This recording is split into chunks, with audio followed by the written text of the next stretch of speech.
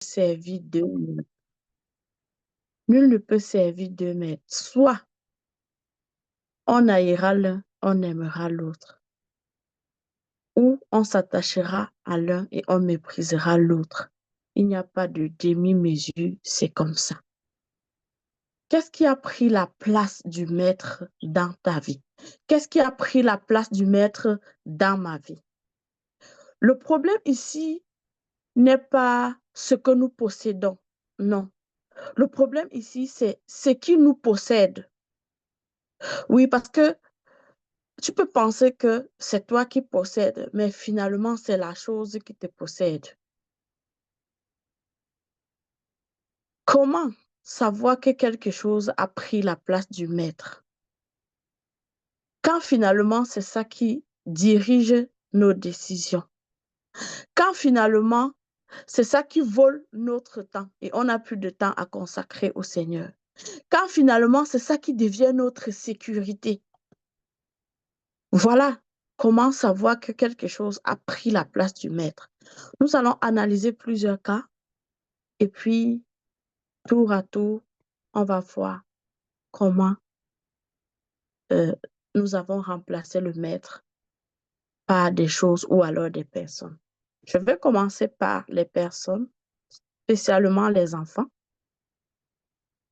Et nous allons aller dans le livre de Samuel, 1 Samuel 2, 29 à 30, c'est le cas d'Élie. Je vais lire ce passage. Pas tout, mais juste un extrait. Pourquoi foulez-vous aux pieds mes sacrifices et mes offrandes que j'ai ordonné de faire dans ma demeure? Et d'où vient que tu honores tes fils plus que moi, afin de vous engraisser des prémices de toutes les offrandes d'Israël, mon peuple? C'est pourquoi, voici ce que dit l'Éternel, le Dieu d'Israël. J'avais déclaré que ta maison et la maison de ton père marcheraient devant moi à perpétuité. Et maintenant, dit l'Éternel, loin de moi, car j'honorerai celui qui m'honore, mais ceux qui me méprisent seront méprisés.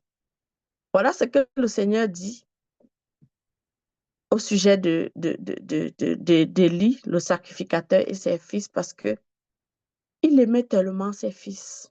Et ses fils étaient destinés à être, ils étaient sacrificateurs comme lui, parce que c'est une tribu qui avait été choisie. Ils ont commencé à déconner et le Seigneur l'a interpellé. Mais parce qu'il aimait tellement ses enfants, il n'a pas pris à part les enfants pour leur dire non, arrêtez ça. Non, il est resté tranquille, il est resté zen, il a fait comme si de rien n'était. Il a continué à servir, continué à laisser ses enfants faire n'importe quoi. Et c'est ça qui arrive souvent à nous-mêmes. On a des enfants, on les aime tellement et tout le temps, on donne juste la carotte. On ne sait pas que non, il faut redresser un peu, il faut chicoter un peu. Bon, pas dans le premier sens. Quand je dis chicoter, ça veut dire s'asseoir avec l'enfant et lui dire, voilà, telle chose que tu as fait, c'est pas comme ça. Non, lui, c'était papa laisser faire. Parfois, on pense tellement aimer les enfants que non. On est tellement protecteur, on laisse tout faire. C'est mon enfant, c'est mon enfant. Ne parle pas comme ça à mon enfant. Il y a des mamans, l'enfant fait une bêtise, dès que tu veux un peu corriger, ne parle pas comme ça à mon enfant. L'enfant est plus que l'œuf. Et nous connaissons comment ces enfants, ils défiennent. Des enfants qui n'écoutent pas, des enfants qui méprisent tout le monde, des enfants qui sont voués à un laisser aller sans pareil. Deux fois même, on a dans l'assemblée une femme tellement zélée, tellement, c'est-à-dire qui aime tellement le Seigneur et peut-être qui cherche, qui a besoin d'être bénie depuis fort longtemps. Non, elle a sa place, elle a son service, elle est zélée. Elle est zélée. Elle est zélée jusqu'au jour où Dieu finit par exaucer sa prière. Il lui donne un enfant. Et à partir du moment où Dieu donne l'enfant, L'enfant prend maintenant la première place. La sœur, on ne va même plus la voir à l'assemblée. Si elle se connectait souvent au réseau Ta Seconde Chance, non. Désormais, elle est tellement occupée, elle prend soin de l'enfant. Sista, tu n'étais pas connecté avec nous hier, l'enfant. Sista, hier, on n'était pas vu à tel rendez-vous, l'enfant. Un jour, petite anecdote, un jour, une de mes petites sœurs me demandait que, mais toi, tu as les enfants, je te vois monter, descendre, faire des choses. Mais il y a des gens ici, elle est en Europe, elle dit, il y a des gens ici en Europe qui ont même seulement un enfant. Dès que tu dis seulement bonjour, oh les enfants, les enfants. Toi, tu ne te plains pas des enfants, pourquoi? Comment tu fais ça? Donc, c'est pour vous dire que, deux fois sans faire attention, tu as prié pour que Dieu te donne l'enfant. Oui, il a fait. Maintenant, au lieu que tu continues à donner gloire à Dieu, l'enfant vient prendre la place de Dieu. C'est l'enfant qui remplace le Dieu désormais. Parce que tu es en mode je protège. Tu es en mode j'aime beaucoup mon enfant. Tu oublies. C'est lui qui t'a donné l'enfant finalement. Le deuxième cas, c'est le cas d'Abraham avec Isaac. Isaac était le fils de la promesse. Isaac était le fruit d'une très longue attente. Isaac était l'accomplissement d'une parole divine. Mais le Seigneur a mis son père à l'épreuve. Il voulait voir. Est-ce que Abraham a fini par aimer le don plus que le donateur? Il dit à Abraham, donne-moi ton fils. Et lui-même il précise ton unique, celui que tu aimes. C'est-à-dire qu'il nomme chaque attachement, c'est ton unique. C'est celui que tu aimes. Ton âme est rattachée à cet enfant. Je veux de cet enfant. Dieu voulait voir si Abraham a fini par aimer l'enfant plus que lui. Mais nous voyons un Abraham qui, la parole dit qu'il s'est levé de bon matin. De bon matin, ça veut dire que il n'y avait pas de négociation. Il n'y avait pas de plainte. Il n'y avait pas de prière de contestation. Il n'y avait pas de oh Seigneur, regarde, c'est mon unique. Tu veux que je te donne pour devenir quoi? Tu veux que je te donne pour faire comment? Eh Seigneur, je n'ai que lui. Quand toi-même tu me demandes de te donner l'enfant là, toi-même tu sais combien j'ai attendu pour avoir cet enfant. Regarde à ma vieillesse. Non, Abraham n'a pas regardé. Nous avons même le cas de Sarah. Sarah a soupiré. Et quand Dieu lui a donné l'enfant, qu'est-ce qu'il a fait? Il est parti. Il est parti donner l'enfant au Seigneur. D'ailleurs, même, c'était ça. Elle avait dit, si tu me donnes, si tu finis par me donner un enfant, il sera consacré à ton service. Mais nous, qu'est-ce que nous faisons? Parce que Dieu nous a donné les enfants. Ces enfants passent plus que Dieu à nos yeux. Ils prennent toute la place. On n'a plus le temps de s'asseoir, lire la parole de Dieu. Oh, tout c'est l'enfant. L'enfant, l'enfant. Tu n'étais non, je t'ai accompagné l'enfant aux activités. Non, l'enfant avait ceci. L'enfant avait cela. Non. Quand Dieu est le maître, quand Dieu est le maître, rien ne passe avant lui. Et quand Dieu est le maître, pour le cas d'Abraham, l'obéissance est immédiate.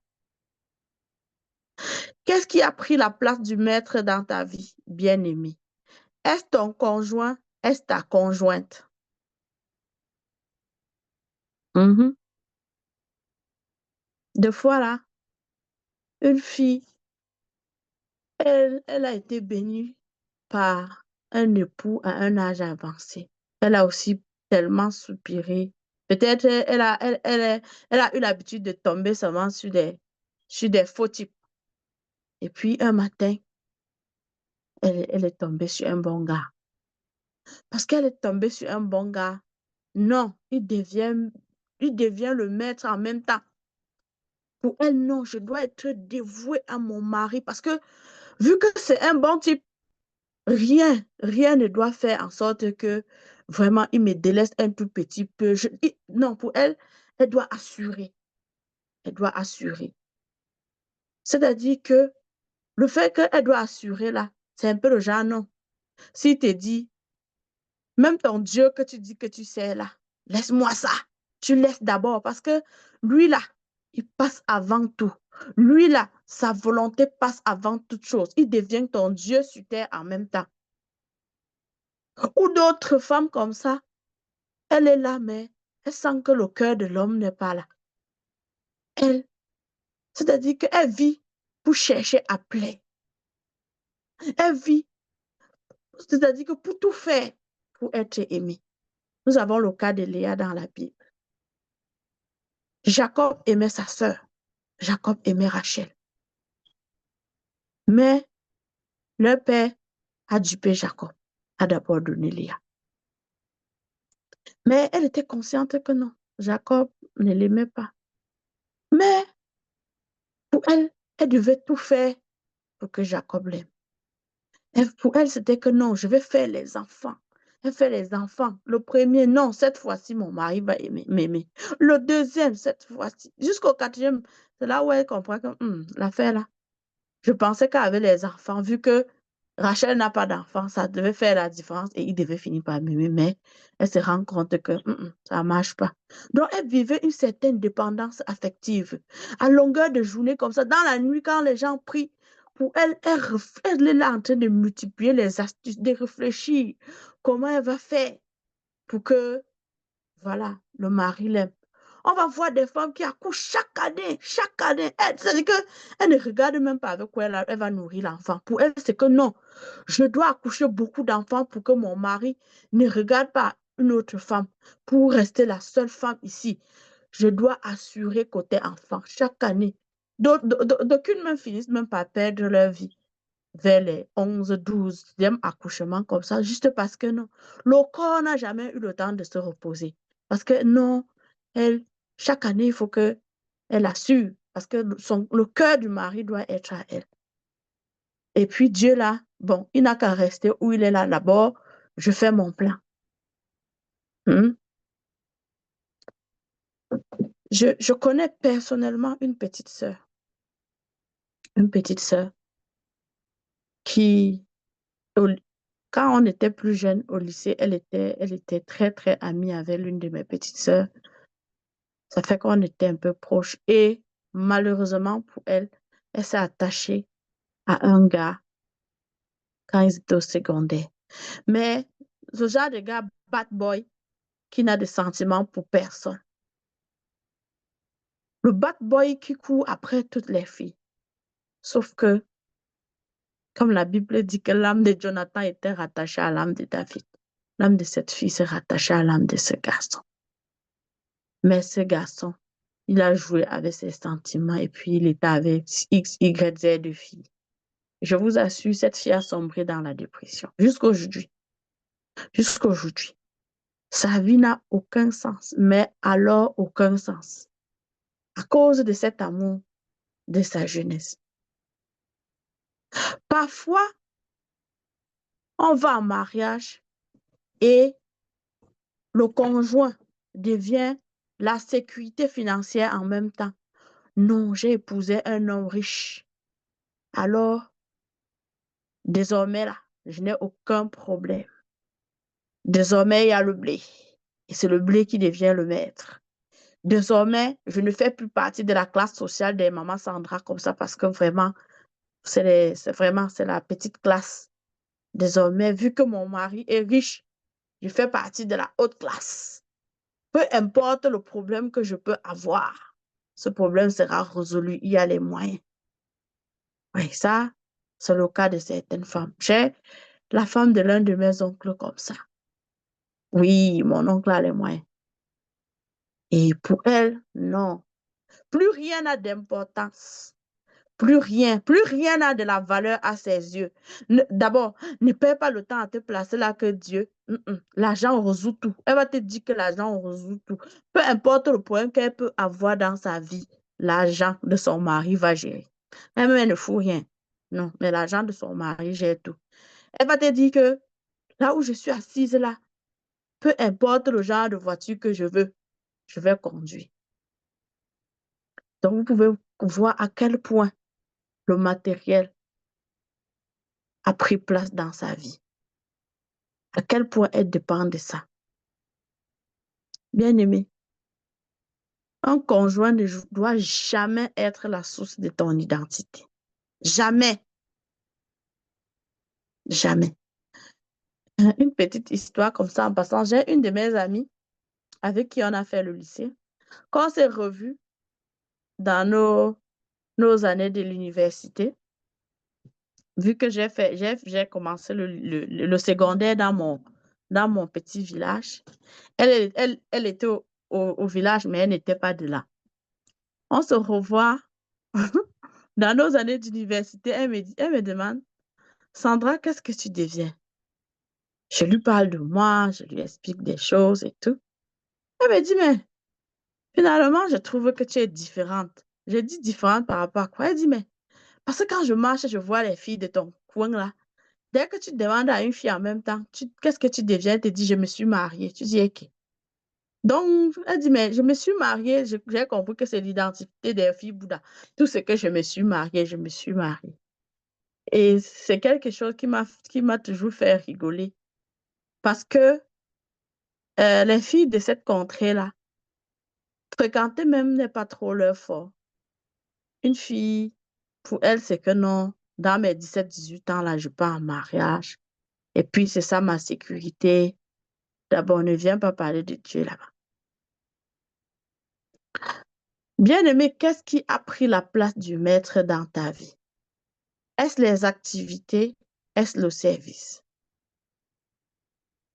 La parole de Dieu nous dit dans Agé 1, verset 5 à 6. Ainsi parle maintenant l'Éternel des armées. Considérez attentivement vos voies. Vous s'aimez beaucoup et vous recueillez peu. Vous mangez et vous n'êtes pas rassasiés. Vous buvez et vous n'êtes pas désaltérés. Vous êtes vêtus et vous n'avez pas chaud. Le salaire de celui qui est à gage tombe dans un sac percé. Ainsi parle l'Éternel des armées. Montez sur la montagne, apportez du bois et bâtissez la maison. J'en aurai de la joie et je serai glorifié, dit l'Éternel. Très souvent, nous sommes dans l'activisme. Très souvent, on se dit que non. Bonjour Sandra, je suis tellement occupée. J'ai ci à faire, j'ai ça à faire, j'ai ça à faire. N'allons même pas loin. Dans la maison de Dieu même, dans la maison de Dieu même, on est dans le service, mais on n'est pas en Dieu. C'est-à-dire que quelqu'un qui va quitter sa maison le dimanche matin de bonne heure pour aller dans l'assemblée, qui a le temps de nettoyer le temple, de ranger les chaises, de tout faire. Premier culte. Deuxième culte, ne rentrer à la maison que le soir. Mais tu vas lui demander que, mon frère, partage-moi la parole. Qu'est-ce que tu as retenu aujourd'hui? La personne ne connaît même pas c'était quoi le thème de l'enseignement. La personne ne connaît même pas c'est quoi le passage même qu'on a lu. Ou alors des gens qui sont même choristes. Ils sont choristes. Très zélés quand il faut chanter à la chorale. Sauf qu'on les voit seulement quand c'est leur tour, quand ils sont devant pour chanter. Quand il faut s'asseoir et écouter la parole nette, ils sont dehors. Ils attendent quand l'enseignement est fini. Il faut revenir chanter. C'est-à-dire que on est là comme ça, là. Dans nos têtes, c'est non. Travailler, travailler, travailler, travailler, travailler, travailler. Beaucoup occupé, peu de présence, beaucoup de fatigue, peu de fruits. C'est ça que le passage nous dit. Nous sommes occupés, mais pas conduits par Dieu. Nous pouvons voir le cas de Marie et Marthe dans Luc 10, 38 à 42. Marthe qui se plaint qu'elle travaille toute seule. Elle demande à Jésus, ça ne te fait rien de voir que ma soeur est là, assise tranquillement quand moi je travaille. Elle était en train de faire à manger. Est-ce que ce qu'elle était en train de faire est-ce que c'était une mauvaise chose? Non, ce n'était pas une mauvaise chose. Sauf que ce n'était pas l'ordre. Elle n'était pas ordonnée dans ses affaires. Oui, est-ce qu'on avait besoin de manger? Oui, on avait besoin de manger. Mais il fallait qu'elle s'asseye, qu'elle écoute d'abord la parole, comme le faisait sa sœur. Et par la suite, elle devait apprêter à manger. Deux fois, nous-mêmes, on regarde au temps. Non, si je prends 1 heure pour prier là, après, je n'aurai pas assez de temps pour faire ci, ça, ça. Parce qu'on s'est dit qu'on est maître du temps. Nous ne sommes pas maîtres du temps. Et puis le Saint-Esprit même est là pour nous aider. Pour nous dire, c'est-à-dire que parce que tu aurais passé 1 heure dans sa présence, il va te donner une parole même qui va débloquer tout ce que tu as à faire après. Et quand tu vas même venir pour faire juste la parole là, juste cette parole, ça va te faire gagner du temps. Je vais aller même sur quelque chose de très banal. Deux fois, surtout pour nous les femmes, tu te places devant ta garde-robe comme ça. Ou bien tu te prends même 2 jours, tu as un événement. Tu ne connais pas. Tu ne connais pas le vêtement que tu vas porter. Mais je dis, c'est-à-dire que pendant que tu es au pied du maître, lui-même, il te dit, tel habit ira. Exemple ici, hein, c'est vraiment, c'est rien, rien du tout. Mais je vais prendre cet exemple. On avait une sortie, il n'y a pas très longtemps. Et je suis restée comme ça là. L'enfant avait mis une image en fond d'écran dans mon téléphone. Et quand j'ai vu l'image, ça m'a fait sourire et j'ai voulu partager avec la personne avec laquelle avec qui j'étais sur l'image. Et quand je partage, la personne me dit directement, ah, Sandra, comment tu as su? L'habit, directement, c'est ça que je vais porter pour la sortie de demain. Depuis là, je réfléchissais sur quel habit porter, mais là, tu viens de répondre à un besoin. C'était comme, OK. Donc, c'est pour vous dire que deux fois, on s'est dit que non, je, il me faut plus de temps pour ci, ça. Et à cause de ça, je n'ai pas le temps pour vraiment méditer la parole de Dieu. Je n'ai pas le temps pour lire mon chapitre de la Bible. Je n'ai pas le temps pour m'asseoir et méditer. Je n'ai pas le temps pour prier avec les enfants. Parce que non, j'ai j'ai telle chose à faire. Je dois faire le souper. Je, on s'est dit qu'on a toujours une longue liste.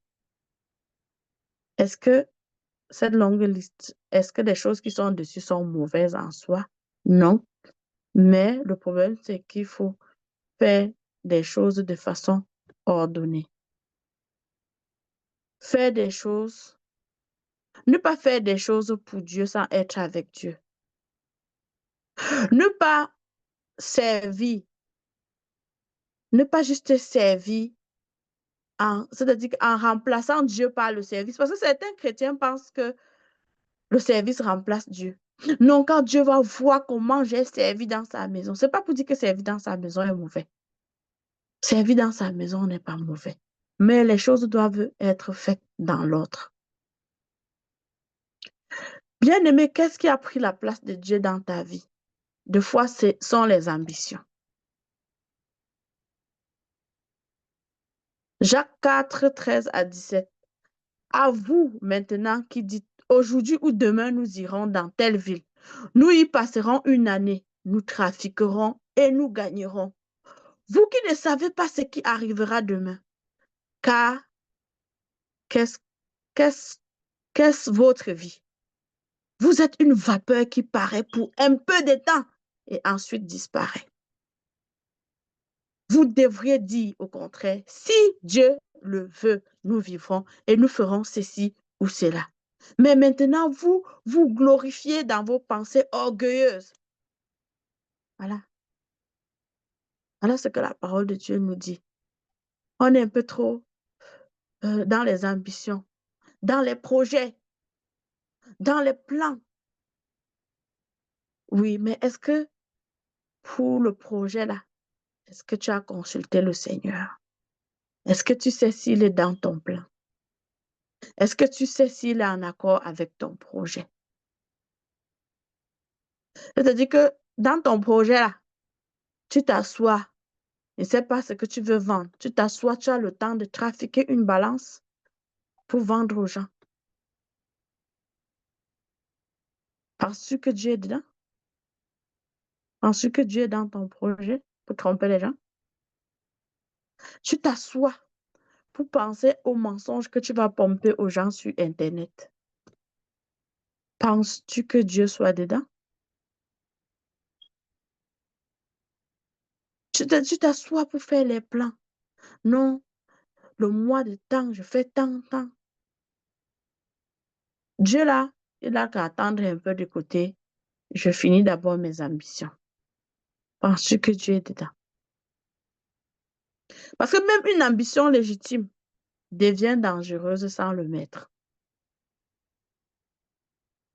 Oui, même si c'est bien et que tu fais ça, c'est-à-dire que c'est quoi la part de Dieu dans tes ambitions-là?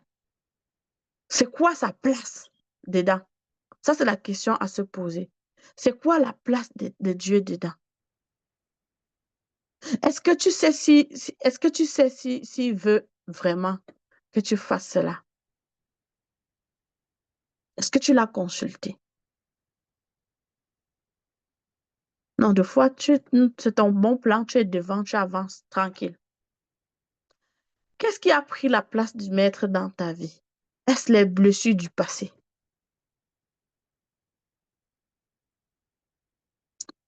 Hébreux 12:15 nous dit, veillez à ce que nul ne se prive de la grâce de Dieu et à ce qu'aucune racine d'amertume poussant des rejetons ne produise du trouble et que plusieurs n'en soient infectés. C'est quoi cette blessure du passé? C'est quoi ce pardon que tu as refusé d'offrir depuis des années? Et que c'est la situation qui conduit ta vie. C'est-à-dire que tu revis sans cesse ton passé. En 1990, il m'avait fait. C'est-à-dire que en 1970, mon père m'a refusé un crayon. Je n'ai jamais pardonné jusqu'à aujourd'hui. Et je ne vais jamais pardonner. C'est quoi ton excuse? C'est quoi ta douleur? Qu'est-ce que quelqu'un a pu te faire? Qu'est-ce que quelqu'un a pu te faire? Et que cette racine d'amertume dicte ta vie, a pris toute la place. Dès qu'on te dit bonjour en même temps, c'est ça qui surgit. Oh, la voix de l'offense. Tu deviens, tu deviens soit brute, agressive, parce que tu revis sans cesse ton passé. Tu justifies même le refus de pardonner. Tu prends des décisions à partir de la douleur. Examine ta vie. C'est quoi? Est-ce que tu as vécu une injustice?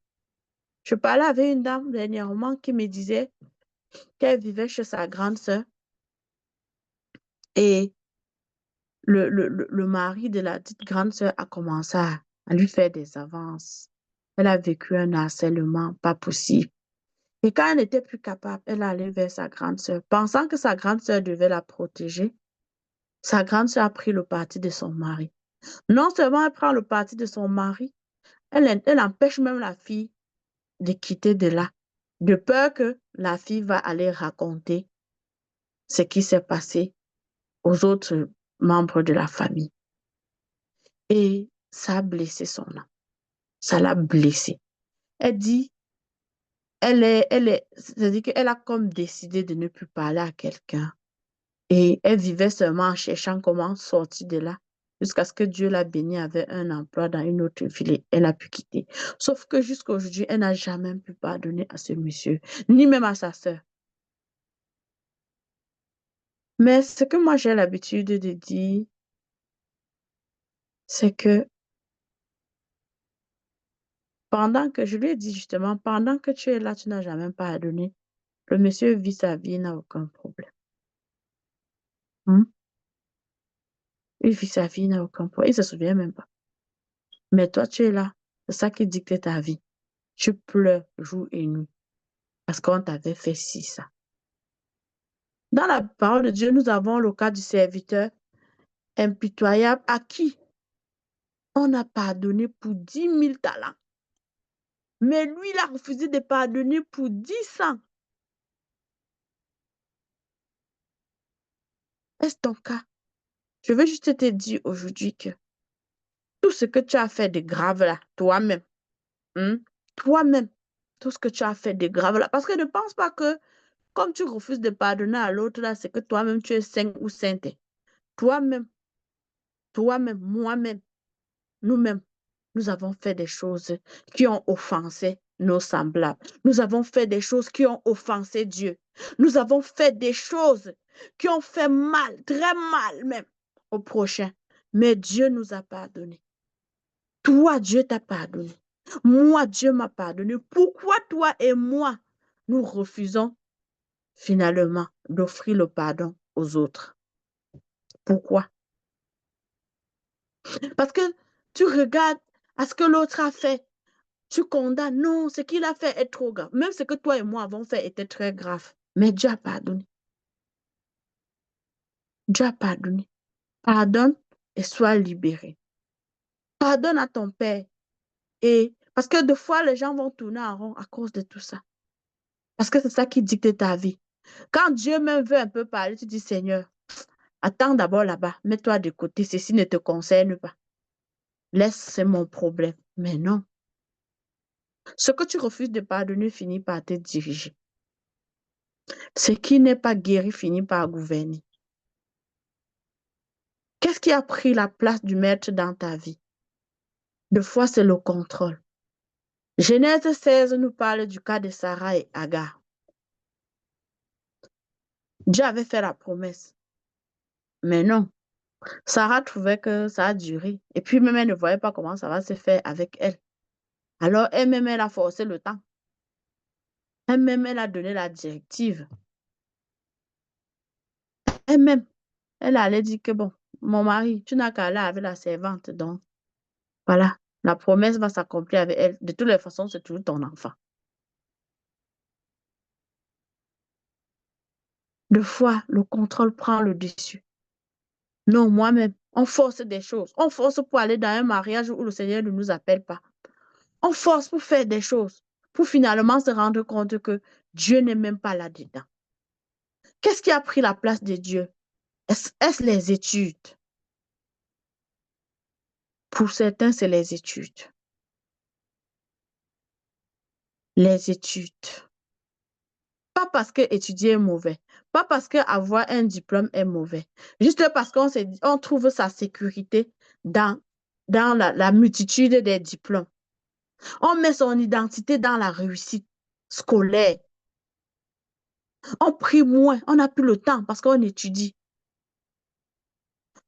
Ça là, je vous parle, je me parle parce que moi là, quand il dit que je vais étudier, non, c'est-à-dire que je peux vous dire en toute honnêteté que c'est la seule chose pour laquelle je sais véritablement me disposer. Non, quand je dis que je veux étudier, ça ne me coûte rien d'éteindre mon téléphone, de balancer quelque part. Tant pis pour la personne qui va me chercher là-bas. Aujourd'hui, là, je suis focus, je veux finir telle chose. Et je me souviens, celle qui m'avait conduit au Seigneur m'a dit, Sandra, le Seigneur t'appelle. Et puis elle me regardait comme ça avec mon enfant. Si tu pouvais juste un seul instant t'asseoir avec Dieu, étudier la parole de Dieu comme je te vois étudier là, comme je te vois lire des cours là. Non, c'est que Dieu va faire de grandes choses avec toi. À l'époque, quand elle disait ça, je la regardais, je rigolais même. Je disais que, mais c'est raconte-moi quoi. Pour moi, c'est étudier. C'est une déformation parce que j'ai grandi dans une maison où il n'y avait que ça, étudie, étudie, étudie. Et puis, il fallait que tu sois parmi les premiers. Il n'y a pas question de. Donc, perfectionnement sans. Et c'est quelque chose qui, jusqu'à aujourd'hui, Je travaille dessus, mais est-ce que, c'est-à-dire que tu es capable de mettre tout de côté parce que tu étudies? Est-ce que tu es capable de mettre tout de côté pour chercher la face de Dieu? Dès que tu viens pour prier en même temps, les notifications de ton téléphone, tu oublies même que tu priais. Tu te retrouves directement sur les réseaux sociaux. Mhm. C'est comme ça que les réseaux sociaux prennent maintenant même toute la place aussi. Le matin, tu te réveilles, première des choses. Bon, je m'en vais voir. Qu'est-ce qu'ils ont posté même sur Facebook cette nuit? C'est quoi la dernière vidéo TikTok? Hein? C'est comme ça que tu finis par passer la journée à scroller. Tu n'as même pas prié, même 5 minutes. Tu n'as même pas. C'est que le soir arrive, tu n'as pas lu la parole de Dieu, mais tu es au courant de toute l'actualité qui est sur les réseaux sociaux. Hmm? C'est ça. Qu'est-ce qui a pris la place de Dieu dans ta vie? Est-ce le travail? Est-ce que le travail a pris la place de Dieu? Somme 127, verset 2. En vain, vous vous levez le matin, vous vous couchez tard, vous mangez le pain de douleur. Il en donne autant à ses bien-aimés pendant leur sommeil. Je vous assure, la première fois que j'ai lu ce passage, j'étais tellement choquée. J'étais tellement choquée. J'ai dit, Dieu, c'est quoi ça? C'est-à-dire que quelqu'un dort tranquillement. Après, il a ce que l'autre va aller travailler des jours, des années et ne même pas être capable d'avoir. Comment? Non. C'est-à-dire que ne te trompe pas. Hein, c'est pas que la personne dort seulement. Non. La personne fait des choses de façon ordonnée. L'autre qui va se dire, non, 5 heures, je dois être dehors, je travaille sans repos. Tout, c'est le travail. À 20 heures, je suis encore au bureau, tout doit être à sa place. Sacrifier la famille, sacrifier la vie de prière, sacrifier la santé. Parce que non, je suis opérateur économique, je dois cartonner. Mes produits doivent se retrouver partout, partout, partout. OK. Justifier l'absence de Dieu par la nécessité. Est-ce que travailler est mauvais? Non. Est-ce que travailler avec Dieu est ce qu'il faut? Oui. Parce qu'en travaillant avec Dieu, c'est lui qui doit te donner l'orientation. C'est même lui qui va te dire, mets-toi sur vends tel produit. Va prendre tel marché. Et c'est Dieu même qui va envoyer les gens. C'est Dieu qui va te dire, en cette saison, prends tel vase, dispose-le, je vais le remplir. C'est Dieu qui va t'orienter. Je connais une sœur ici. Quand cette sœur venait d'arriver, elle est infirmière de profession. Je vous assure, elle pouvait sortir. Elle est venue avec sa petite fille de 7 ans. On était voilà, je voulais dire une gang là. On était comme un groupe nouvellement arrivé et puis on s'entraidait beaucoup. Ça fait qu'elle pouvait laisser sa fille. Elle fait même 2 semaines, elle ne voit pas son enfant. Elle travaille ici, elle quitte ici, elle part là-bas. Elle dormait même dans des centres hospitaliers de foi où elle quittait pas même chez une amie, elle se repose, elle mange, elle fait la boîte à lunch, repartit. Et celle chez qui elle laissait habituellement l'enfant est venue se plaindre chez moi. Quand je vais vers la fille, je lui dis, mais c'est quoi ce comportement? Elle me dit, mais je cherche l'argent. Je dis, mais tu cherches l'argent, tu abandonnes l'enfant 2 semaines, c'est pas correct. Elle me dit, ah, c'est rien. Quand je vais lui acheter les belles robes, elle va oublier. Je dis, ah, donc, tu remplaces ta présence dans la vie de ton enfant par de belles robes. Vous voyez, nous sommes intelligents quand il faut faire des bêtises. Et je peux vous dire qu'au jour d'aujourd'hui, elle a tellement fait ce genre de bêtises que son fils, qui est arrivé par la suite avec son papa, et l'homme voyant la femme travailler fort, est tombé aussi dans ce genre de bêtises. Les deux, ils étaient tellement absents de la maison, le garçon a sombré dans la drogue. Je vous assure, c'est des choses qui rendent triste. tellement triste. Et je peux vous assurer que le mari, c'était un chrétien. Quand il venait d'arriver là, non, on parlait encore de Dieu. Mais il a vu qu'au Canada, il y a l'argent. Quand on cherche matin et soir là, le compte bancaire est fourni. Affaire de Dieu là, il faut laisser d'abord de côté. C'est ça qui nous arrive, malheureusement. Ça vient prendre la place. Ça vient prendre la place du maître. Quels sont les signes qu'un autre maître a pris la place, qu'une autre chose, ou qu'une personne a pris la place de Dieu dans notre vie? Il faut voir quand tu es irrité, quand on demande un sacrifice. Le jour même que tu pars à l'assemblée, dès qu'on dit offrande, en même temps, tu es énervé. Dès qu'on dit même de payer, de donner la dîme, tu es énervé en même temps. Dès que docteur Dorian prend même la parole au réseau, là, que, mes bien-aimés, vraiment du premier au 5, là, vous savez, n'oublions pas. Ça vient te chercher en même temps. Parce que non, tu te dis, c'est mon argent, c'est ma possession. Non, non, non, non. Il n'est pas question que on dit au Cameroun que quelque chose cherche son frère sans trouver. Il n'est pas question que je donne un. Non, non, non, non, non. Je peux me connecter là-bas pour écouter les enseignements, c'est bien. Mais dis que je vais faire une offrande, non, non, non. Bien aimé, c'est ton argent qui te contrôle. C'est ton argent qui te possède, ce n'est plus toi. Parce que si Dieu était toujours le maître, c'est-à-dire que tu devais connaître, tu devais te souvenir du passage qui dit que la vraie religion, c'est prendre soin des veuves et des orphelins. C'est-à-dire que tu devais connaître ce passage ici. Et tu devais connaître en même temps que, aussi vrai que toi-même tu manges dans ta maison. Ces enfants-là, ils n'ont pas demandé à être orphelins. Et parce que Dieu est leur papa, et parce que Dieu ne va utiliser que toi et moi, ces enfants ne doivent pas manquer de quelque chose. Tant que Dieu continue de nous bénir, toi et moi. Un autre signe, c'est la peur excessive de perdre. Je vous ai parlé des femmes qui ont fait de leur conjoint leur Dieu, ou des hommes même qui font de leur femme leur Dieu carrément. On vit comme ça dans une peur de perdre. Oh, et si l'homme là me laissait tomber? Oh, et si, on a tellement peur. Et s'il divorçait de moi? S'il divorce de toi et que c'est la volonté de Dieu, ça fait quoi? Tu ne vas pas mourir. Ça sert à quoi de rester là et c'est-à-dire que d'abandonner même Dieu parce que non, tu es connecté.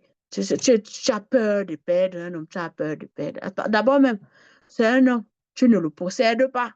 C'est une femme, tu ne la possèdes pas. Si elle décide un matin de te quitter, elle va te quitter ou il va te quitter. Tu t'as dit, donne la première place à Dieu.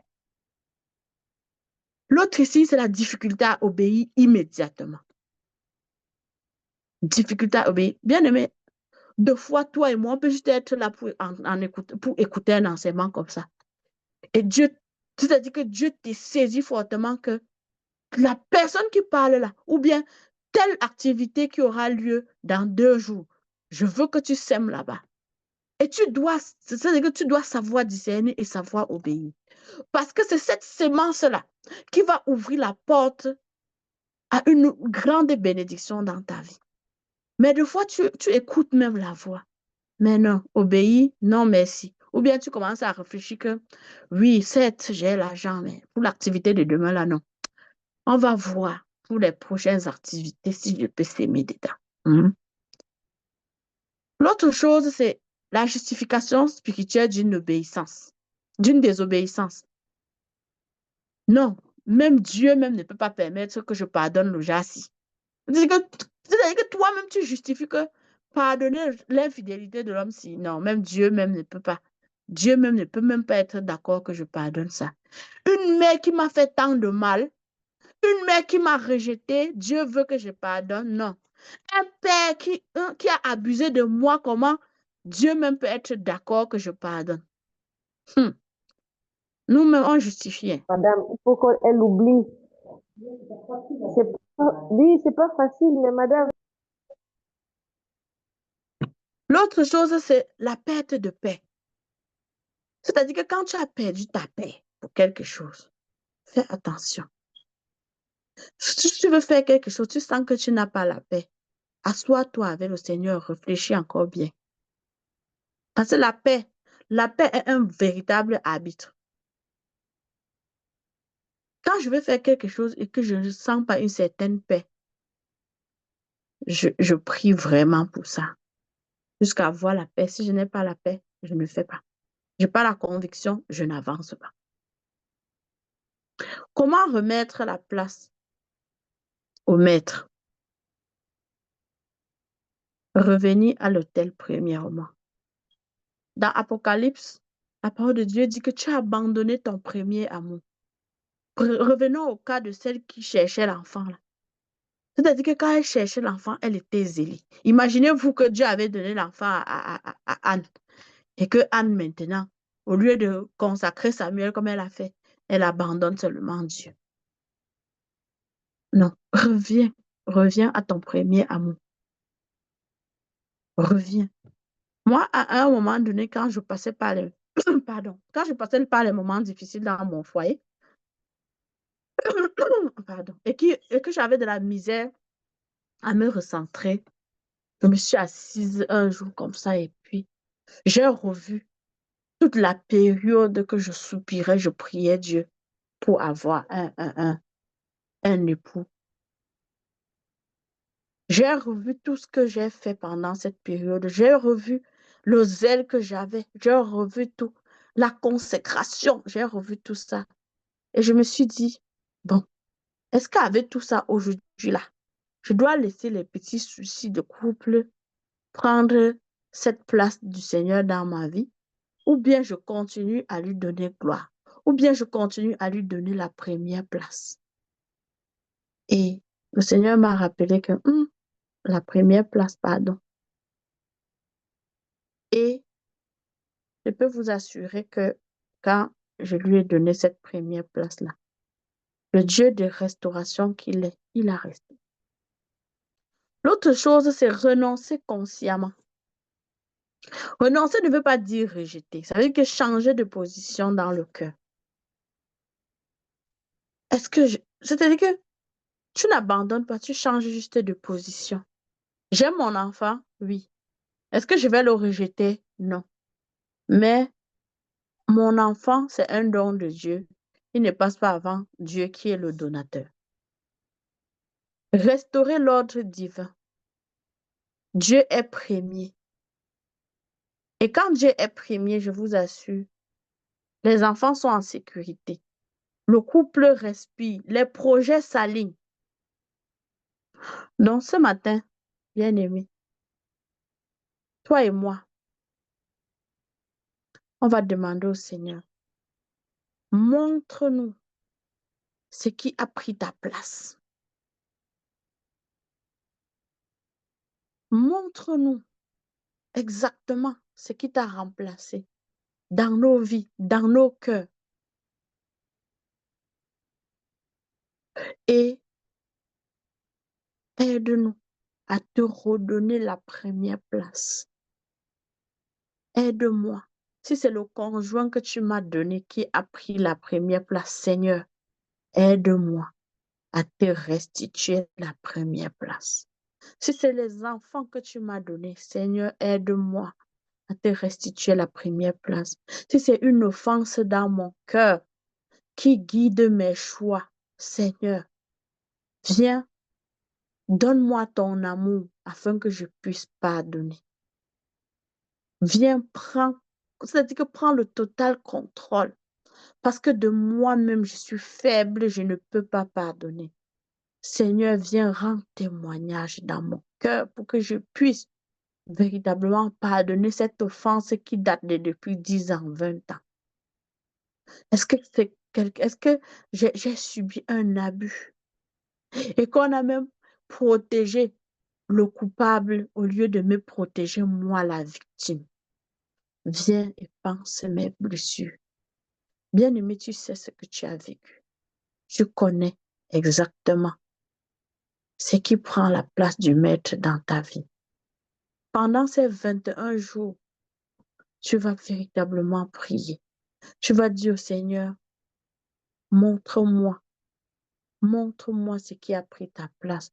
Je veux te restituer ta place. Je veux que tu reprennes la première place dans ma vie. Parce que quand tu as ta place, toute chose reprend sa place. Mais quand tu n'es pas à ta place, c'est un désordre dans ma vie. Quand tu n'es pas à ta place, je sors d'une activité à une autre sans fruit. Quand tu n'es pas à ta place, je mange le pain de douleur. Seigneur, assez, c'est assez. Je ne veux plus manger le pain de douleur. Seigneur, regarde ma vie de couple. Peut-être depuis le début, j'ai même bâti cette vie sans toi. Seigneur, pardonne-moi. Pardonne-moi et viens vraiment, Seigneur, je veux refaire les fondements de ce couple-là avec toi. Je veux, Seigneur Jésus, toi le Dieu qui restaure, toi le Dieu qui permet de rebâtir même sur les ruines. Viens et prends le contrôle dans mon couple. Viens et prends la première place. Viens. C'est toi qui as créé mon époux et c'est toi qui connais le mode de fonctionnement. Viens et montre-le-moi. Cet homme-là que tu diabolises là, oui, c'est son fils et Dieu est capable de le changer pour toi. Dieu est capable de toucher son cœur. Dieu est capable de l'appeler et qui devient un autre homme que toi-même tu sois même étonné, tu comprends plus rien. Bien-aimé, que Dieu nous aide pendant ces moments. Nous sommes au début de l'année. Vraiment, si nous arrivons à faire ça, le Seigneur va faire le reste et nous aurons juste une année merveilleuse. Soyez bénis, peuple de Dieu. Je remets le micro.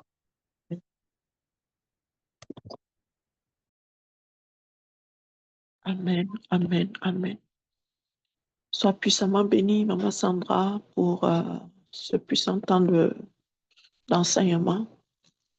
Alors, nous allons demander la grâce de donner toute la place à Dieu dans nos cœurs, la priorité, car il dit lui-même, cherchez premièrement le royaume et la justice de Dieu, et tout le reste vous sera donné. Alors, nous allons l'inviter à prendre, à lui donner nos cœurs, nos cœurs. La parole dit, je te donnerai un cœur nouveau, je te mettrai un esprit nouveau. Alors, je retirerai de vos corps le cœur de pierre et je changerai, donnerai un cœur de chair. Alors, Père, viens prendre le contrôle, viens transformer nos cœurs. Je te donne mon cœur. Il ne m'appartient plus. Ce que j'ai de meilleur, tout est pour toi, Jésus. Je te donne mon cœur. Il ne m'appartient plus. Ce que j'ai de meilleur, tout est pour toi, Jésus. Prends mon âme, prends mon cœur, je te donne tout. Prends ma vie, me voici, je te donne tout.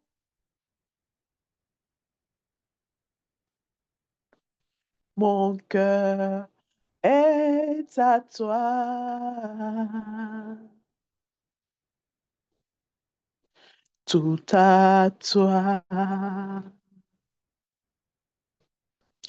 Seigneur, viens nous donner la force, viens nous donner, Papa, cette grâce de te mettre au premier plan, car Seigneur, nous ne voulons pas t'abandonner, nous voulons rester au pied de ton trône.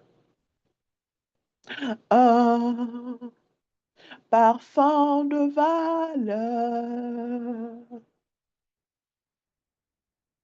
sur toi est répandu.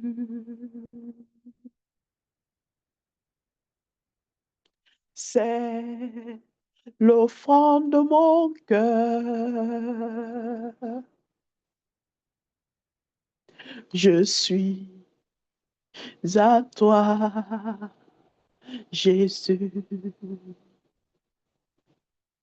Prends mon âme, prends mon cœur, je te donne tout.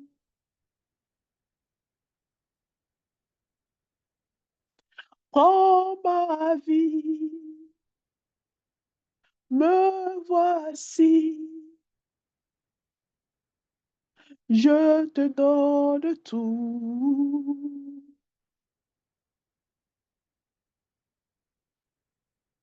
Mon cœur est à toi, tout à toi. Prends mon âme, prends mon cœur, je te donne tout. Prends ma vie, me voici, je te donne tout.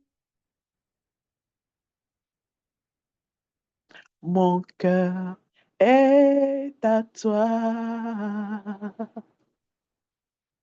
tout à toi. Mon cœur est à toi, tout à toi. Merci Seigneur, prends tout dans nos vies. Prends tout dans nos vies, car tu es la priorité. Alors Père, donne-nous de marcher, Papa, dans ton obéissance, donne-nous de marcher avec toi, quelles que soient les circonstances. Merci Seigneur, merci, au nom puissant de Jésus. Nous avons prié. Je remets le micro, soyez abondamment bénis. Bonne journée.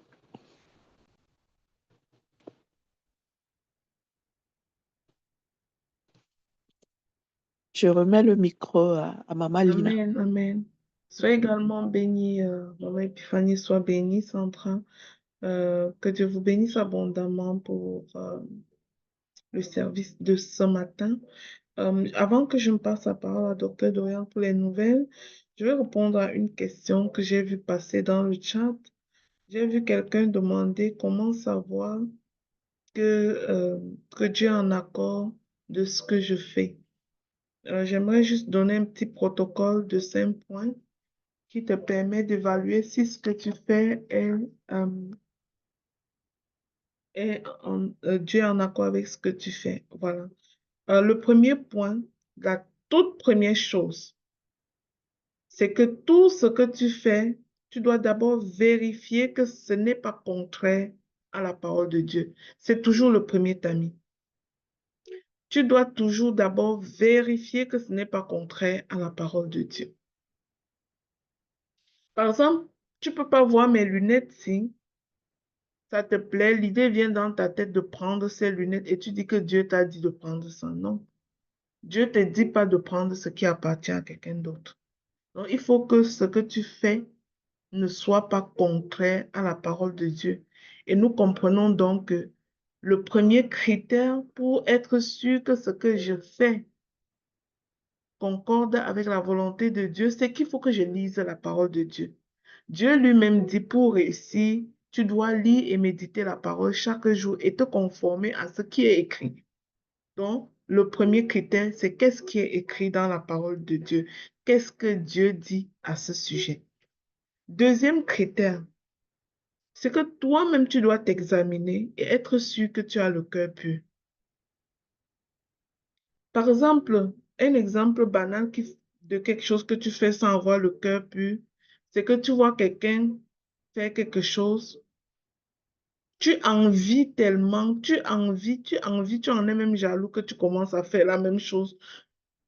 Tu n'as pas les bonnes motivations. Tes motivations, c'est juste l'envie et la jalousie. Ton cœur n'est donc pas pur. Tu peux même donner à quelqu'un à manger. En donnant, tu es en train de maugréer dans ton cœur. Tu es mécontent. Tu n'es pas content de ce que tu fais. Tu le donnes aussi pour satisfaire juste les regards. Ton cœur n'est pas pur. Alors, ce n'est pas la volonté de Dieu. Ça, c'est le deuxième critère. Est-ce que mon cœur est pur? Troisième critère, cette chose que tu fais ne doit ni faire du mal à toi, ni à personne. Donc, en d'autres termes, la chose que tu fais doit avoir les intérêts de Dieu. Ça doit bénir les autres et te bénir toi-même. Ce que tu décides de faire doit bénir les autres et te bénir toi-même. Donc, si tu fais des choses juste par pur égoïsme, tout ce que tu veux faire, c'est tu regardes qu'à toi. C'est-à-dire, ça ne bénira personne. Ce n'est pas de Dieu. Ce n'est pas de Dieu. Quatrième critère, cette chose que tu fais, tu souilles ton corps d'une certaine façon. La Bible dit que ton corps est le temple de Dieu. Non, tu ne dois pas souiller ton corps d'aucune façon. Alors tu vas faire attention, ce n'est pas de Dieu. Parce que c'est parfois des choses très banales. Tu vois des gens qui passent sa vie à faire des choses bizarres avec son corps. Par exemple, les péchés liés au corps, c'est quoi? C'est-à-dire, tu te dis, je suis fiancée, par exemple, avec ce gars. Fait que je peux commencer à forniquer avec. En tout cas, c'est mon corps. Non, tu n'as pas besoin de faire ça. Ça correspond pas à la parole de Dieu. Et tu, euh, tu souilles ton corps avec ces actions. Cinquième point que je peux te donner, avoir prié d'abord. Avoir pris le temps de prier d'abord sur ce projet et avoir reçu la paix de Dieu. Que Dieu te bénisse, bien-aimé. J'espère que ces 5 points-là vont t'aider à comprendre. Docteur Dorian, si tu es là, je te laisse la parole. Et puis tu Maman, parles et tu conclus, s'il te plaît. d'accord. Bonjour à tous. Bonjour, bonjour. Merci, Maman Sandra, pour cette puissante, ce puissant enseignement, en même temps une puissante exhortation qui vient chercher chacun d'entre nous. Je me souviens, il y a une époque de ma vie où vraiment le travail avait la première place dans ma vie. J'aime le travail. J'aime le travail. Je me sens bien quand je travaille et à un moment donné dans ma vie, ça avait pris vraiment la première place. Si l'heure du culte me trouvait que je suis en train de travailler, que le goût était vraiment très prononcé, je pouvais me donner vraiment toutes sortes d'excuses pour ne pas aller à l'église et continuer à travailler. Donc, au fil des années, je suis délivrée. Ce n'est pas encore arrivé à la perfection, mais le Saint-Esprit fait grâce vraiment. Il fait grâce au fil des années, il perfectionne nos caractères et on va y arriver. Donc, cet enseignement ce matin vient encore vraiment euh, mettre le couteau où il faut pour faire la bonne opération et vraiment détacher ce qui est de trop, qui prend trop de place en fait par rapport au Seigneur. Que Dieu te bénisse abondamment. Que le Seigneur bénisse aussi le leadership du ministère, ta seconde chance. Et Maman Fanny, soit bénie. Pour tout ce qui est connecté ici, soyez bénis. Ici, c'est le ministère, ta seconde chance. Nous parlons de foi chrétienne, bien sûr. Nous parlons de leadership chrétien. Nous parlons de compassion. Nous parlons d'impact social. Sentez-vous à l'aise ici. En ce moment, nous sommes dans un programme de 21 jours de jeûne et de prière. Peut-être c'est la première fois que vous nous rejoignez. aujourd'hui et vous ne comprenez pas ce qui se passe. Régulièrement, tous les 7 premiers jours de chaque mois, nous avons une série de 7 jours d'enseignement accompagnés de jeûnes et prières. Mais ce mois de février est particulier parce que après les 7 jours, nous allons faire 14 jours supplémentaires. Donc, dès que nous terminons les 7 jours d'enseignement, nous allons continuer avec 14 jours. Ça va faire 21 jours de jeûne et prière. Et en ce moment, pour les enseignements, on se connecte à 5 heures de Montréal, 11 heures de Paris. Mais les 14 autres jours qui vont suivre, on va se connecter à 18 heures de Montréal et minuit de Paris. Ça va être surtout des temps de prière. Donc, toi qui t'es connecté ici aujourd'hui, ne pars pas. Décide de continuer avec nous ce programme de jeûne et de prière de 21 jours. Certainement, à la fin de ce temps, le Seigneur va vraiment se glorifier dans la vie de chacun d'entre nous. Donc, ne manque pas la visitation qui est en train de s'annoncer au travers de ce programme de 21 jours. Je vais aussi mettre là rapidement le lien du groupe du ministère. Si tu n'es pas à l'intérieur de ce groupe, rejoins-nous, c'est très important. Vous savez, les différents groupes où vous êtes, parfois on peut oublier, hein, ça peut arriver qu'on oublie d'envoyer le lien des activités. Mais par contre, quand tu es dans le groupe du ministère, tu es au courant en temps et en heure réelle. Et non seulement ça, quand on partage les replays des enseignements qui sont ici, c'est accessible à toi et tu peux écouter directement le lien du ministère. Donc là, tu as dans le chat, tu peux cliquer juste dessus et rejoindre le groupe du ministère. Donc, la deuxième information, Maman Sandra a un peu introduit dans son enseignement. Nous sommes bien le 3 février. Nous n'oublions pas notre bonne routine. Et en ce moment, nous sommes en temps de jeûne. Et j'aime tellement Ésaïe 58 qui décrit le jeûne qui plaît à Dieu. Et il dit que l'une des choses dans le jeûne qui lui plaît, c'est quand on partage avec l'indigent, on partage avec celui qui n'a pas vraiment. C'est- Ce qu'on jeûne là, en fait, c'est pas pour garder et attendre quand le jeûne va finir pour, pour faire le rattrapage. Non, non, non, non, non. On met ce qui est épargné de ce qu'on est en train de gérer, on met ça à la disposition des indigents et nous sommes bien placés ici avec le réseau Ta Seconde Chance et nos actions dans les orphelinats. Vraiment, vous savez, nous n'avons pas de subvention, c'est les efforts cumulés de chacun d'entre nous qui nous permettent de faire toutes ces actions sur le terrain. Que personne ne reste chez lui en disant que je n'ai que 1000 francs. Ton 1000 francs peut faire la différence. Ton $30 peut faire la différence. Ton $10 peut faire la différence. Donc, vraiment, euh, voilà, que nous ne manquerons pas à ce temps. Et vraiment que le Seigneur bénisse toutes les personnes qui le font, qui en ont fait un mode de vie. Vraiment que Dieu vous bénisse et se souvienne toujours de vos enfants pendant que vous vous occupez des enfants que vous n'avez pas accouchés. La troisième information, c'est par rapport au sommet international du leadership humanitaire et de la destinée qui se tiendra au Cameroun le 25 juillet. Alors, commençons déjà à mettre cette date dans notre agenda. Préparons-nous à participer à cet événement parce que ça va être un événement vraiment exceptionnel où la gloire de Dieu va être visible, palpable parce que c'est un rendez-vous divin.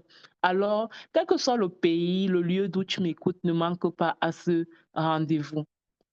Je vais terminer en invitant les personnes qui se connectent ici pour la première fois. Si vous avez à cœur de lire la Bible tous les jours, je vais mettre, et que vous avez besoin d'un environnement qui vous stimule dans ce sens, nous avons un club de lecture biblique qui peut vous aider dans ce sens. Je mets le lien là, vous intégrez le club de lecture biblique et vous allez voir les consignes que Maman Sarah, qui guide le groupe, qui lead le groupe, va mettre là pour lire la parole tous les jours. Et pendant que j'en parle, le Saint-Esprit me rappelle que nous avons aussi un centre d'écoute. Nous avons un centre d'écoute. Nous entendons tous les ravages de la dépression ces temps-ci. la dépression a tué tel, la dépression. Donc, vraiment, ne portez pas tout seul, hein. Nous avons ici un centre d'écoute. Si jamais vous sentez que vous avez à cœur de parler, vous sentez qu'il y a un fardeau au-dessus de vous, il y a une équipe formée pour vous écouter ici dans le ministère. Je mets le lien du centre d'écoute Renaître ici. Si tu as à cœur de parler, tu as le sentiment de porter, tu écris simplement dans ce groupe-là quand tu es à l'intérieur et quand tu en as besoin, tu écris besoin d'écoute et l'une des intervenantes du centre d'écoute va te contacter. Donc, nous avons, je termine par ça, je dis la vraie fin, le pain matinal. Allez sur Play Store maintenant, pendant que vous m'écoutez, téléchargez l'application Le Pain matinal. C'est notre émission chrétienne où nous travaillons à nous édifier mutuellement, à grandir dans notre foi chrétienne, mais aussi à nous exercer à la proclamation de la parole de Dieu. Parce que tu ne peux pas voir se manifester dans ta vie les promesses de Dieu si tu ne cultives pas l'habitude de les proclamer. Voilà. Sur ce, je vous souhaite de passer une très, très, très, très bonne journée. Que le Seigneur vous bénisse abondamment. Et on se voit demain pour le jour 4 de notre temps d'enseignement. Quelqu'un a posé la question dans le chat, est-ce qu'on jeûne toute la journée? Vraiment, nous avons 21 jours de jeûne. C'est chacun qui définit les critères de son jeûne. Si tu décides de jeûner de 6h à 18h, rassure-toi de respecter de 6h à 18h. Si tu décides de jeûner de 6h à 12h, rassure-toi de respecter. Si tu décides que c'est de minuit à minuit, en fait, il faut juste, ce qui est plus regardé, ça va être vraiment la fidélité. Ça va être vraiment la fidélité, en fait. Donc, euh, j'espère que je réponds à la question de la bien-aimée. Et aussi, Maman Lina a envoyé un document dans le groupe. Je ne sais pas si tu es dans le groupe du ministère, dans le groupe qui donne vraiment les consignes par rapport au... On va repartager ça. Rejoins déjà le groupe du ministère si tu n'y es pas. On va repartager ça là-bas. Soyez bénis et excellente journée à tous. Est-ce qu'il y a quelqu'un qui voulait dire quelque chose? Quand même vérifier ça. Est-ce que quelqu'un voulait partager quelque chose, dire quelque chose? Oui, Sinon, oui, on maman va... Dorothée, je voulais témoigner. Oui, maman Chanel, vas-y. Ok, bonjour à tous. Je bénis le Seigneur pour l'enseignement de ce matin. Vraiment, sois bénie, maman Sandra. En fait, je veux témoigner par rapport au pain matinal émission. Donc, aujourd'hui, je me suis connectée et à pic, l'enseignement parlait de la qualité de jeûne qui plaît à Dieu. Parce que ça fait pratiquement quelque temps que je suis pas, j'ai des petites difficultés là avec la boxe. Et je m'étais préparée par rapport à ces 21 jours de jeûne là où je disais à Dieu, Seigneur, moi je vais faire les 21 jours de jeûne. Et je veux vraiment être au pied du maître, je vais être à tes pieds et je veux que tu me dévoiles toutes les choses, tout le caractère, le comportement, les masques, que les masques tombent vraiment. Et je me suis préparée pour ça. Du coup, depuis qu'on a commencé le premier, je je sais pas, le masque tombe vraiment. Et maman Lina a souvent sa parole, elle parle de l'obéissance. Excusez-moi, je suis dans le taxi en train de rentrer. Elle parle de l'obéissance qui plaît à Dieu. Il faut obéir et tout. Donc, hier, je me suis retrouvée dans une situation où ma petite voisine, il y a eu des petites altercations là, où sa maman était en train de m'insulter. Elle parlait un peu de mon handicap, elle parlait un peu de ma vie. Et je suis restée comme ça, j'avais mal au cœur. Et je me suis rappelé ce que maman Lina a dit, que dans la vie, on ne peut pas gérer ce que les gens pensent de nous, ce que les gens peuvent dire, comment ils peuvent agir, mais la seule chose que nous pouvons décider, c'est ce que nous on pense. Ça m'a travaillé. Et ce matin, quand je me connecte au pain matinal, l'enseignement parlait du jeûne qui plaît à Dieu, que la colère et tout ça, la colère et tout ça, c'est pas bon. Je me suis dit que voilà, si je dois continuer mes 21 jours de jeûne là, il faut que je fasse la paix avec moi-même. Donc, j'ai appelé la maman là, je lui ai demandé que qu'est-ce qui ne va même pas, quel problème est-ce que j'ai avec elle et tout. Et ça a dégénéré au vinaigre et tout, les chamailles ont commencé, les querelles et tout ça. L'enseignement du matin, pas matinal, vraiment, je me suis repentie directement. J'ai dit, Seigneur, ce n'est pas moi qui décide, je demande pardon. Pour dire véritablement que lorsque tu fais appel à Dieu dans ta vie et que tu veux qu'il parle, il va se manifester lorsque tu seras dans les conditions d'obéissance. Quand tu seras dans les conditions pour qu'il te parle, il va te parler.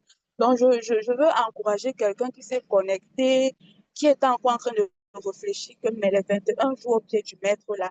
Et je me rappelle également, Maman Lina nous a demandé de venir avec nos sujets de prière parce que Dieu va faire quelque chose.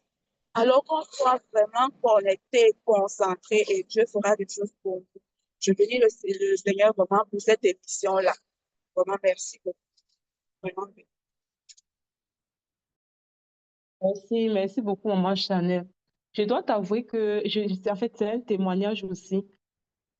Je l'ai déjà dit ici, je suis de tempérament colérique et la personne avec qui parfois ce caractère éprouvé, c'est ma fille.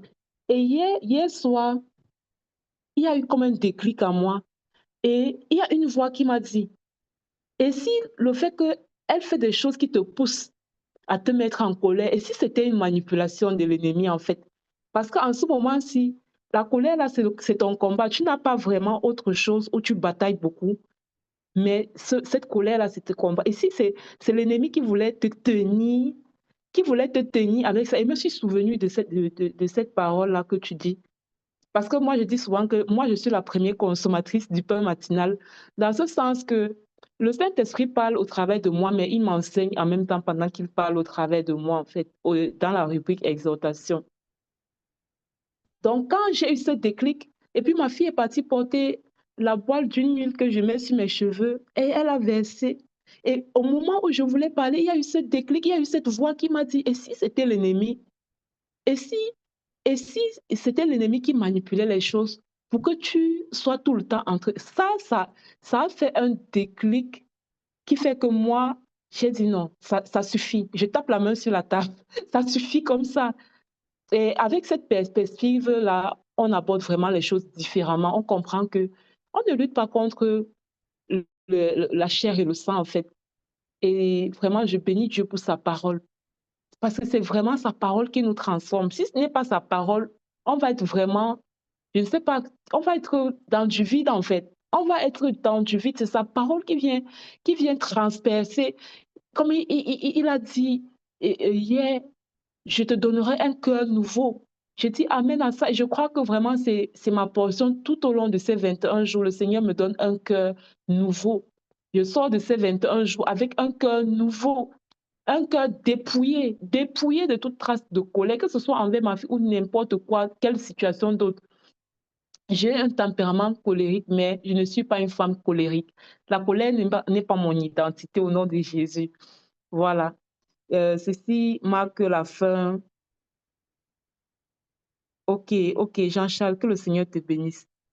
Oui, je crois que c'est Maud plutôt. C'est écrit Jean-Charles, mais tu as dit que tu t'appelais Maud. J'attends toujours que tu m'écrives un message, Maud, pour que je puisse t'ajouter dans un groupe spécifique. Voilà. Si quelqu'un d'autre ne veut pas lever la main, n'a pas à dire, on va se séparer. Et Chanel, je voudrais t'inviter à nous donner ton témoignage, s'il te plaît, en un audio de maximum 7 à 8 minutes. Ça va beaucoup D'accord, j'ai vu le édifier. numéro. Il y a un numéro, j'ai suivi ça ce matin. C'est que le OK, Saint-Esprit m'a fait aussi le numéro que l'émission. OK, super. Gloire à Dieu. Si quelqu'un d'autre ici aussi a des témoignages par rapport à l'émission, vraiment, ne vous taisez pas. Contactez-nous. Vraiment, le témoignage, c'est l'un des aspects avec lequel vraiment le Seigneur va étendre son règne. Ils l'ont vaincu à cause du sang de l'agneau et à cause de la parole de leur témoignage. Que Dieu te bénisse, Sœur Chanel. Que Dieu vous bénisse abondamment. Je vous souhaite une très bonne journée. Et shalom, shalom. Amen. Bye. Merci. Bye bye. Bye. Bye bye. Il y a une personne qui a une question. J'ai une question. La question, oui, maman Alida Marcel, tu peux ouvrir le micro. On a terminé les autres. Vous pouvez, si vous peut-être vous devez vaquer à Allô? vos occupations. Oui, Oui. Voilà, j'avais ma question. Comme Maman Lina m'a donné les 5 étapes pour déterminer si quelque chose est en accord avec Dieu et pas.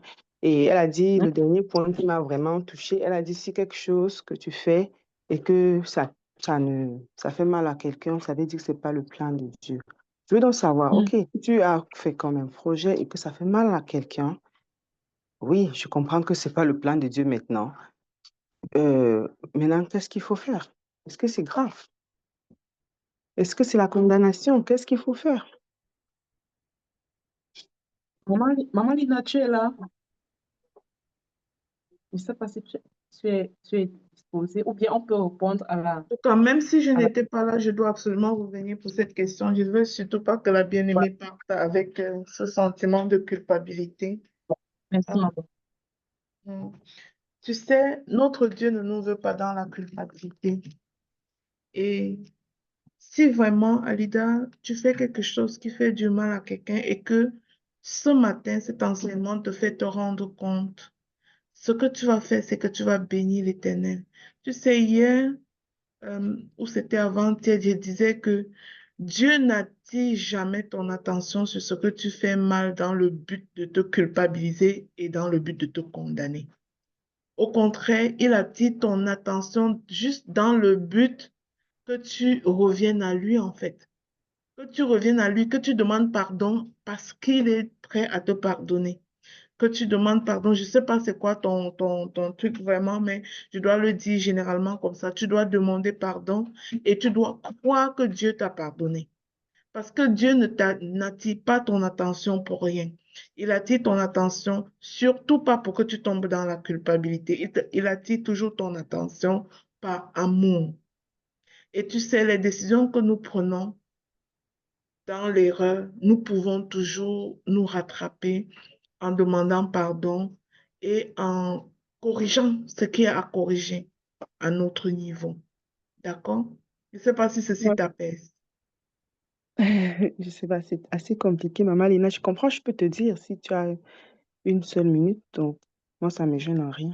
On est en famille, donc c'est comme je fais un projet, comme je suis venue ici, et puis je pensais que c'était bien pour mon avenir, pour les enfants. Mais mon époux, il n'était pas d'accord de venir, mais du coup, il a déjà fait beaucoup de problèmes, il n'est pas content. Je pense qu'il en souffre. C'est à cette conclusion, comme vous avez dit tantôt, que j'arrive à conclure que peut-être je pensais bien faire, mais ce n'est pas le plan de Dieu. Ça veut dire que vous avez fait quoi? Immigrer sans le consentement de votre époux, c'est ça? Oui, il a donné son consentement malgré lui, parce que il n'a pas. Oui, on va dire ça comme ça. Il a donné malgré lui, quoi. Il n'était pas convaincu que c'est ce qu'il veut. Et qu'est-ce qu'il en est en ce moment? Bah, c'est les problèmes partout, c'est les problèmes. Et puis, j'ai déjà demandé pardon, mais il n'est pas correct avec ça. Hmm, c'est assez spécifique. Je ne pense pas que c'est le lieu de donner un avis dessus ici, Alida. Je crois que ce qu'on se dit ne permet pas de tout comprendre, en fait. Donc, on va Ok. bénir l'Éternel. Est-ce que tu as mis ça en prière? Oui, absolument. Est-ce que tu es patiente dans la prière? Oui, c'est ça, ouais. Je suis pas très patiente dans la vie courante, donc mais je travaille Non, tu n'es dessus. pas patiente. La patience, c'est un fruit du Saint-Esprit. Si tu es, est-ce que tu pries pour que ton mari te laisse tranquille ou bien tu pries pour lui, pour que ce projet-là, pour qu'il comprenne le bienfait du projet? Est-ce qu'il est dans ton projet? Et donc, comment je prie euh, pour que le Seigneur apaise les tensions, pour que le Je Seigneur comprends. Mais est-ce lui que fasse ton bon. mari est dans ton projet? Oui, mais oui, il est là en tant que non accompagnant, il est là en tant que mari, mais il n'est pas là. Mhm, d'accord.